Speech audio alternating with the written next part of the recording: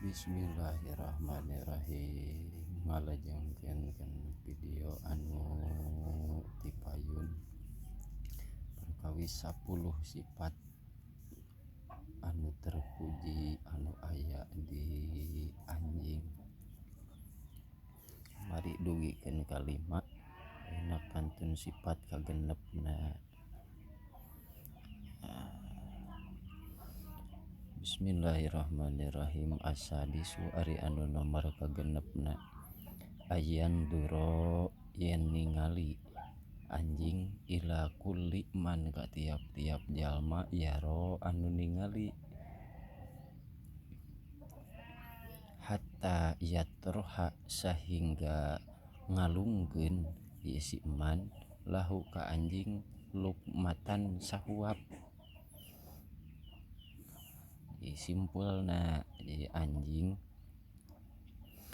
osok ningali ka jalma anu ngalungkeun kadaharan sahuap tara menta anjing. Mun aya kahayang mun hayang barang dahar teh tara menta, cukup ningalikeun we ka jalma nungwan di alungan ku eta jalma. Wahadihi tah ari ieu sifat min akhlaqil masakini tina pirang-pirang sawareh akhlakna jalma-jalma miskin. Asabiu nomor katujuhna annahu sanya-nyana anjing lauturida lamun dialungan wahussa jeung dibaledog alaihi ka eta anjing aturobu dibaledogkeun aturobu taneuh pala yagdobu mangka tara ngarasakeun amek eta anjing wala yahqodu jeung henteu unek-unek anjing. Nomor katujuhna anjing mah di mana-mana dibaledog atawa di alungan ku tanuh belok pala yagdobu wala yahqodu tara ngarasakeun amek jeung tara ngunak-ngunak anjing. Mun dibaledog atawa di alung dibaledog ku batu dibaledog ku tanuh belok anjing mah tara ngarasakeun bendu jeung tara boga rasa unek-unek. Wahadihi tah ari ieu sifat min akhlaqil asyikina tina sapalihna pirang-pirang akhlak jalma-jalma anu jala lujur.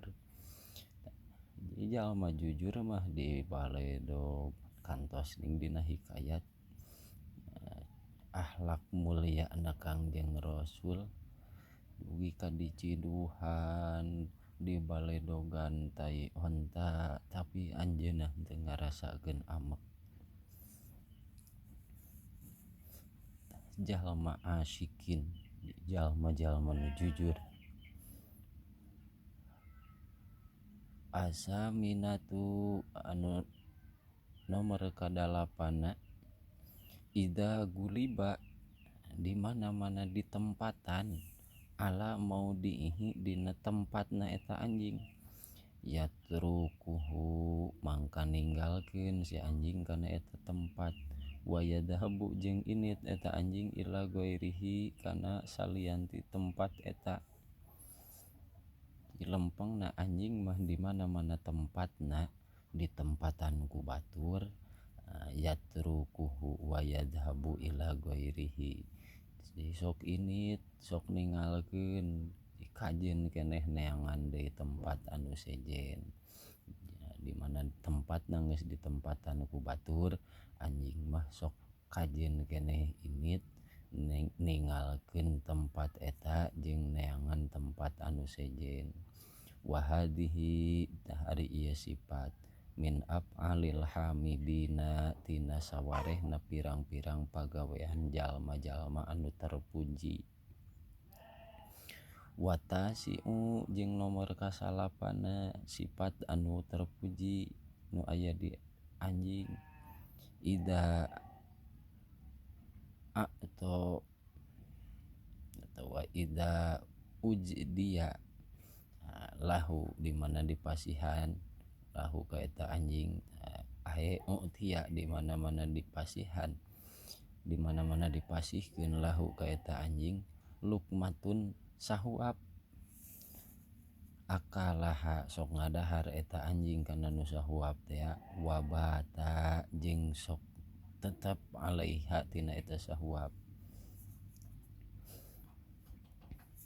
Sifat nomor kasalapan di anjing mah di mana-mana dibere kadaharan tara dibeakeun kabeh gitulah sok disesakeun najan sahuap cenah di dieu anjing mah di mana-mana dibere sok sanajan sahuap sok nyesa wabata alaihi wahadihi tah ari sifat kitu min alamatil qoniina tina sawarehna pirang-pirang ciri sifatna jalma-jalma anu qanaat. Jalma qanaat rek sakumaha wae ge nyesa aya paribasa qanaat ngalap cukup kuno aya saeutik mahi loba nyesa komo meureun mun saeutik nyesa. Al-asyaratu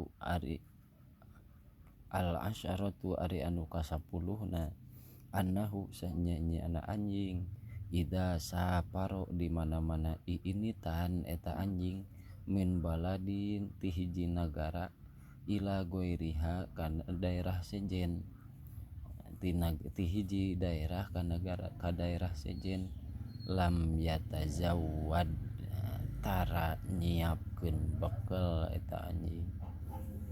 Nomor ka-10na anjing mah di mana-mana init-initan ti hiji daerah ka daerah sejen manehna mah tara mabawaan tara bebekelan wa hadhihi tah ari ieu sifat min alamatil mutawakkilina tina sawarehna pirang-pirang ciri jalma-jalma anu tawakal.